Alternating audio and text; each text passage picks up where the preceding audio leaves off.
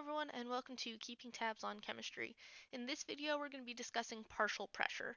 Now first, we're going to review some of the physical properties of gases, starting with pressure. Standard pressure occurs at sea level, and there are four common units to describe pressure. Standard pressure occurs at 1 atmosphere. Remember, that is the force of a 1 meter squared column of air in the atmosphere pushing down on you at sea level. It's also 101.3 kilopascals. This is the units of that force pushing on you. 760 millimeters of mercury, that's measured with a barometer, how far the mercury is pushed up a capillary tube by atmospheric pressure. And also 760 torr. This is just the renamed units of millimeters of mercury by the scientist Evangelista Torricelli. Now, density. The density of a gas is about 1/1000th the density of the same substance as a liquid or a solid. This is because particles spread to fill the container. Gases are mostly empty space, creating a very low density compared to the condensed forms of matter. Now, this leads to compressibility. Compressibility refers to how easily something can be pressed together. Because the particles are so spread apart, they do not repel one another very much if the volume were to decrease, so they are highly compressible. The idea is that if you have empty space to fill, it's okay if you lose some of that empty space, it doesn't really cause any problems.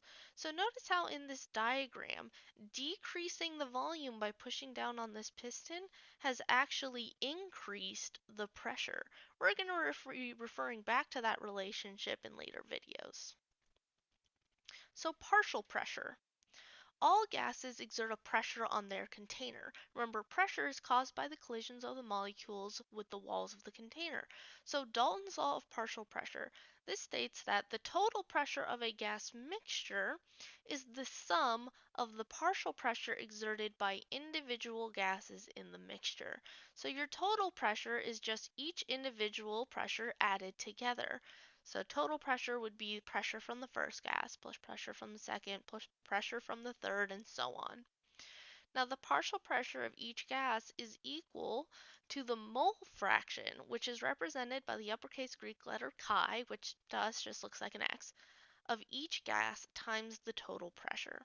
So the partial pressure is the total pressure of your gas mixture times the mole fraction. We calculate mole fraction as the moles of our particular gas over the total moles of gas in the container. So it's moles of our individual gas over moles of all gases. That's how we calculate a mole fraction.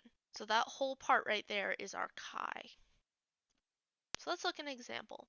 What is the total pressure of a gas containing helium exerting 0.2 atmospheres of pressure, oxygen exerting 988 torr of pressure, and nitrogen exerting 4.9 atmospheres of pressure? Well, the total pressure is the pressure of the helium plus the pressure of the oxygen plus the pressure of the nitrogen. Now, this looks like it should be simple. Just add the three numbers together. The problem is here I have atmospheres, here I have torr, and there I have atmospheres. I can't add together different units of pressure. So I'm going to convert the one that's different, the torr. So my 988 torr, I'm going to use dimensional analysis. There are 760 torr in 1 atmosphere. So that partial pressure is 1.3 atmospheres. So now the total pressure from the helium I have 0.2, oxygen is the 1.3, nitrogen is the 4.9. So add them all together and I get 6.4 atmospheres. Here's another example. What is the partial pressure exerted by oxygen if a mixture of 5 moles of oxygen and 1 mole of hydrogen exerts a total pressure of 12 atmosphere? This particular problem is going to deal with a mole fraction. I know that the partial pressure is the total pressure times the moles of my gas oxygen over the total moles of gas. So my total pressure is 12 atmospheres. I've got 5 moles of oxygen and 6 moles of gas. That's 5 plus 1 here. So 12 times 5 divided by 6 means that the partial pressure of that oxygen is 10 atmospheres. Now sometimes partial pressure can be a little more complex. In lab, we must often collect a gas by bubbling it through water. You can see in this kind of setup, I've got some potassium chlorate that we're heating up. It's producing oxygen gas, which we bubble up through water and collect in this container. So using Dalton's law of partial pressure, we can find the pressure of this gas collected by subtracting out the vapor pressure of the water. Remember, all liquids in a closed container exert a vapor pressure from the natural evaporation of that liquid. So the total pressure in here is going to be the water and the oxygen. So here's example 3. Sample of oxygen is collected over water at 25 degrees Celsius and 760 torr pressure. What is the pressure of the dry gas alone? So we want to know the O2 without that contribution from water. So the total pressure is the oxygen plus the water.